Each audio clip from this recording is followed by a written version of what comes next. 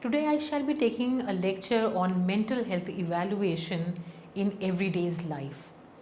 After I finish my lecture, you shall be able to know about mental health, learn how to take care of your mental health and others' mental health as well. You will also identify mental health problems which affect in our everyday life and analyze the facts and figures of mental health problem.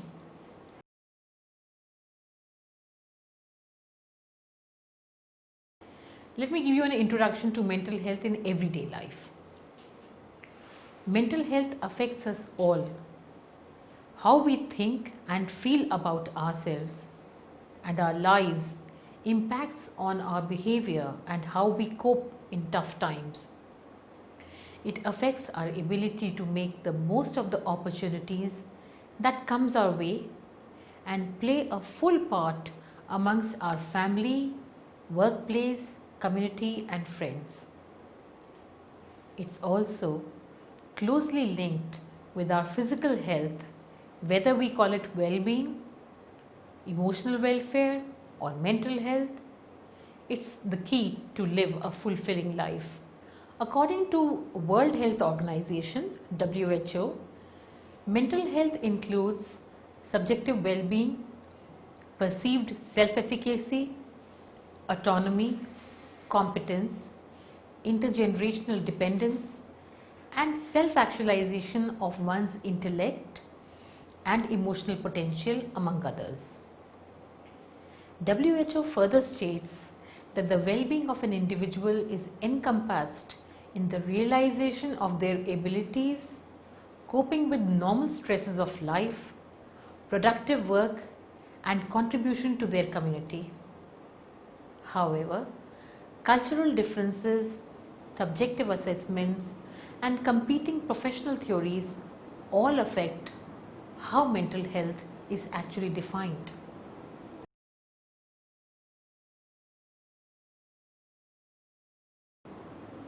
Let me define mental health for you. Mental health is a psychological state of being mentally well, that is, free from any kind of mental illness in which an individual is able to use his or her cognitive skills and emotional capacities to meet the ordinary demands of everyday life to function normally in a social setting.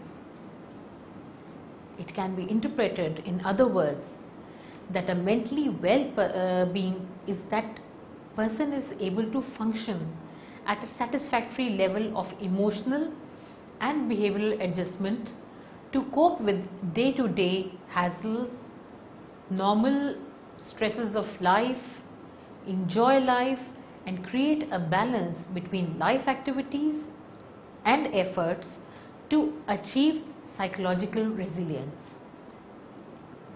Being mentally healthy doesn't just mean that one doesn't have a mental health problem.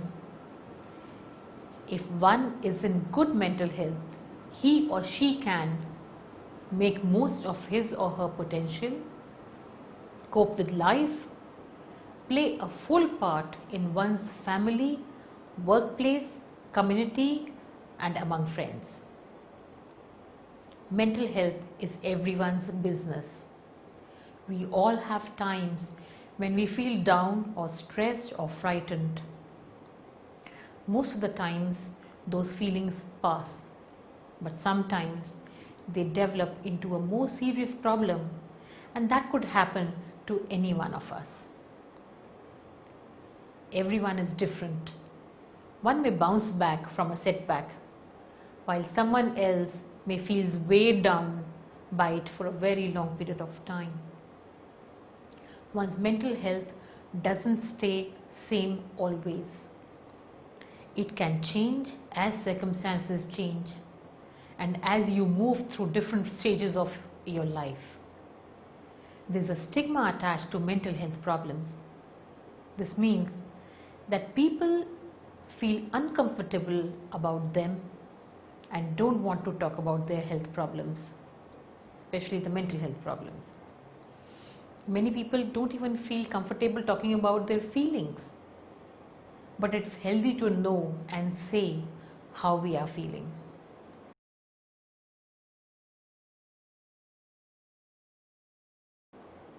What exactly are mental health problems? We have mental health problems in everyday life. They range from worries we all experience as part of everyday life to serious long-term conditions. The majority of people who experience mental health problems can get over them and learn to live with them, especially if they get help early. Mental health problems are usually classified and defined to enable professionals to refer people for appropriate care and treatment. But some diagnoses are very controversial, and there is much concern in the mental health field that people are too often treated according to being described or being labeled.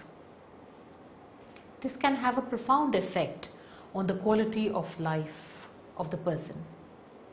Nevertheless, diagnosis remains the most usual way of dividing and classifying symptoms into groups. Most mental health symptoms have traditionally been divided into groups called either the neurotic or the psychotic symptoms.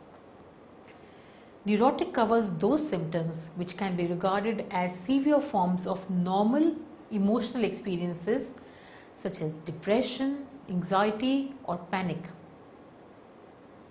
Neuroses are now more frequently called common mental health problems. Now, less common are the psychotic symptoms, which interfere with person's perception of reality and may include hallucinations, such as seeing, hearing, or smelling or feeling things that no one else does. Mental health problems affect the way you think, feel, and behave. They are problems that can be diagnosed by a doctor, but they are not personal weaknesses. Mental health problems are very common, and about a quarter of the population experiences some kind of mental health problem in any 1 year. Anxiety and depression are the most common problems, with around 1 in 10 people affected at any time. Anxiety and depression can be severe, long-lasting, and have a big impact on people's ability to get on with life. Out of 100, 1 or 2 people experience a severe mental illness such as bipolar disorder or schizophrenia and have periods when they lose touch with reality. People who are affected may hear voices, they may see things that no one else sees, hold unusual or irrational beliefs, feel unrealistic, powerful, or read particular meanings into everyday events. Although certain symptoms are common in specific mental health problems, no two people behave exactly the same way when they are unwell. Many people who live with a mental health problem or are developing one try to keep their feelings hidden because they are afraid of the other person's reaction. And many people feel troubled without having a diagnosed or diagnosable mental health problem, although that doesn't mean they aren't struggling to cope with daily life. Let me share with you some mental health statistics. The studies done in UK to collect the mental health statistical data explain the following main mental health problems prevailing in the country. Number 1, mixed anxiety and depression are most common mental health disorders in Britain. About 10% of children have a mental health problem at any one time. Depression affects 1 out of 5 older people in the country. Only 1 of 10 prisoners has no mental disorder. More than 5,700 people in the UK died by suicide in 2010. Now, this information has been got from Samaritan's Information Resource Pack 2012. UK has one of the highest rates of self-harm in Europe at 400 per 1 lakh population. Mental health continues to be treated almost like afterthought. There is a severe shortage of mental health professionals and facilities in India. In India, 5% of population suffers from common mental health disorders such as depression and anxiety, as per studies conducted by the National Commission on Macroeconomics and Health in 2005. In AIIMS, there is one psychiatrist available for 4 lakh Indians. There are 4,000 psychiatrists, 1,000 psychologists and 3,000 social workers available for the whole country. Brain drain is the reason for shortage in availability of mental health facilitators in India. There are more Indian psychologists in the USA and UK as compared to India. Let me talk to you about the community mental health services that will lessen social exclusion. In 1st June 2007 in Geneva, the World Health Organization WHO signaled the urgent need for countries to provide a network of community mental health services at its Global Forum for Community Mental Health in Geneva, 30th to 31st May 2007. For the first time, WHO invited people living with mental disorders to attend the forum, sending a message to countries that it is important to give a voice to this excluded group to claim their rights and secure their participation in the society. Not only are the community mental health services more accessible to people living with severe mental health disabilities, they are also more effective in taking care of their needs compared to mental hospitals. Community mental health services are also likely to have less possibilities for neglect and violations of human rights, which are too often encountered in mental hospitals, said the director of WHO Mental Health and Substance Abuse. There are nearly 54 million people around the world with severe mental disorders such as schizophrenia and bipolar affective disorder, which is the manic depressive illness. In addition, 104 million people suffer from depression alone. People living in developing countries are disproportionately affected. Mental disorders are increasingly prevalent in developing countries.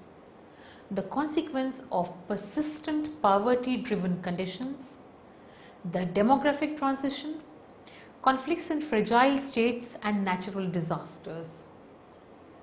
At the same time, more than 50% of developing countries do not provide any care for persons with mental disorders in the community. These disorders bring significant hardships not only to those who suffer with them, but also to their caregivers, often the family, given the lack of mental health resources found in developing countries. As a result, 90% of people with epilepsy and more than 75% of people with major depressive disorder in developing countries are inadequately treated.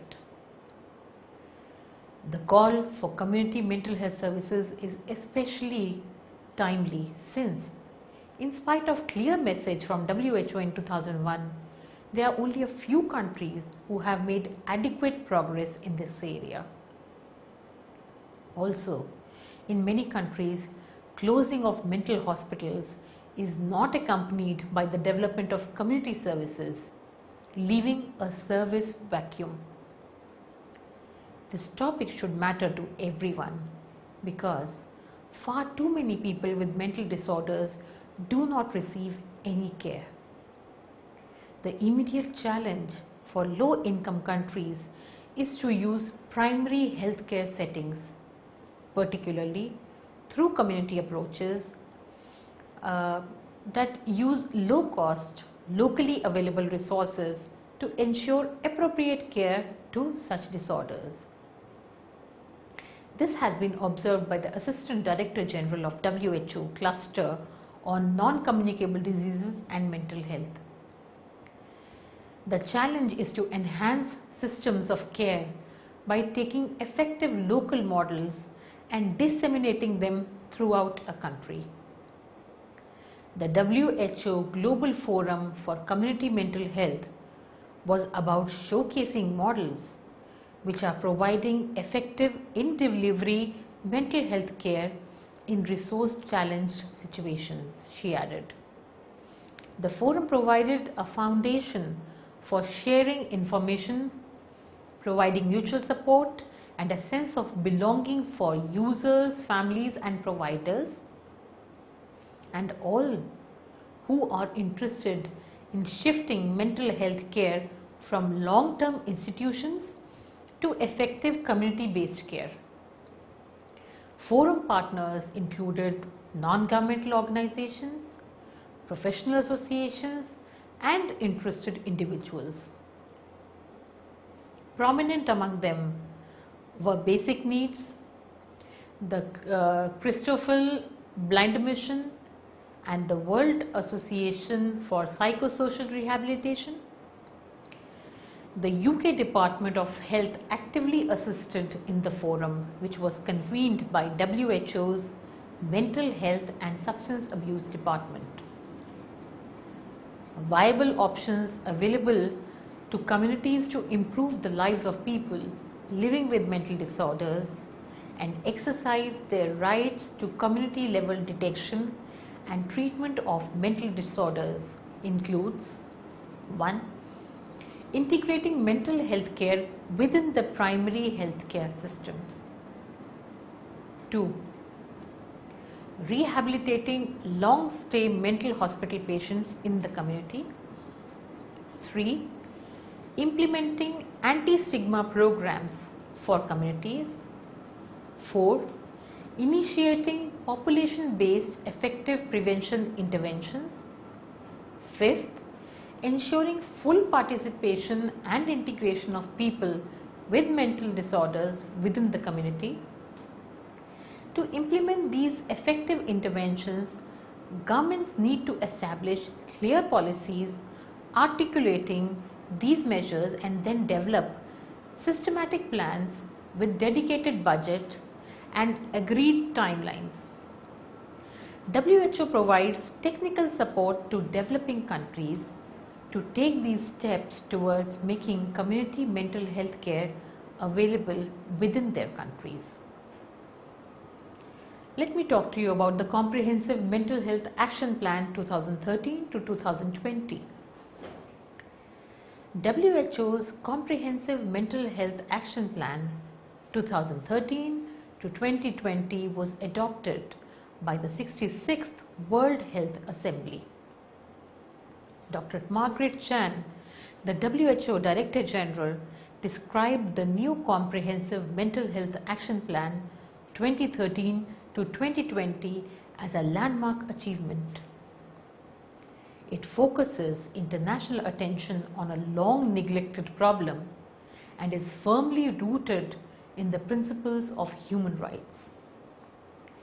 The action plan calls for changes. It calls for a change in the attitudes that perpetuate stigma and discrimination that have isolated people since ancient times, and it calls for an expansion of services in order to promote greater efficiency in the use of resources.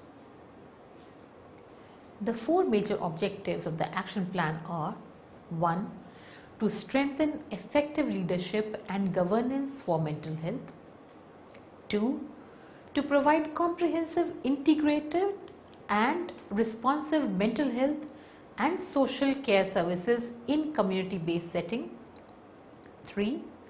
Implement strategies for promotion and prevention in mental health. 4. Strengthen information systems, evidence and research for mental health. Each of the 4 objectives is accompanied by 1 or 2 specific targets, which provide the basis for measurable collective action and achievement by member states towards global goals. A set of core indicators relating to these targets as well as other actions have been developed and are being collected via the Mental Health Atlas project on a periodic basis.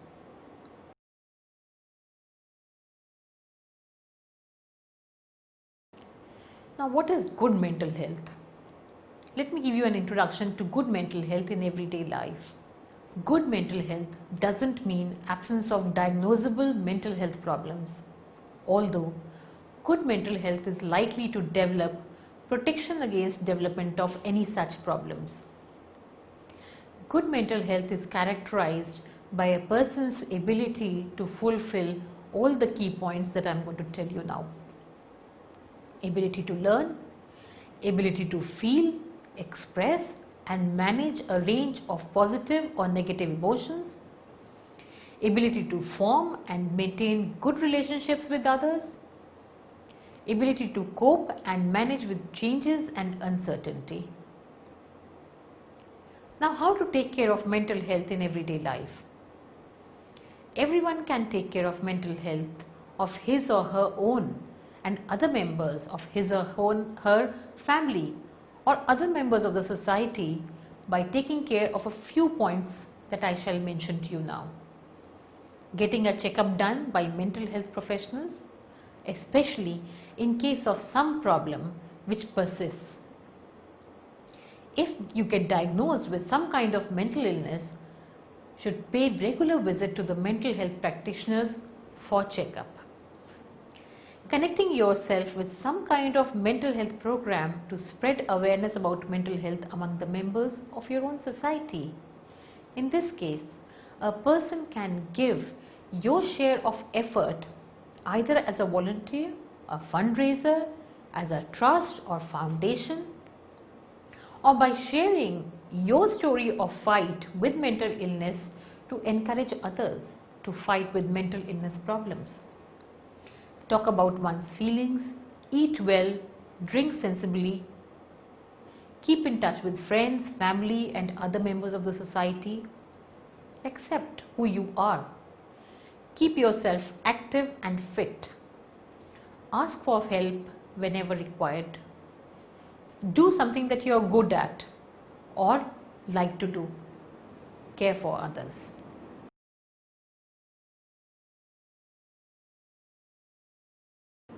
Let me summarize. Mental health is being mentally well enough to cope with our daily life situations and uncertain changes in daily life.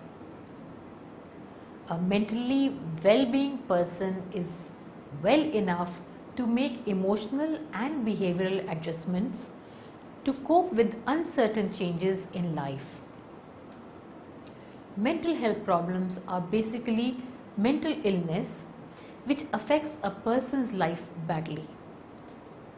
Neurotic disorders are more common as compared to psychotic disorders.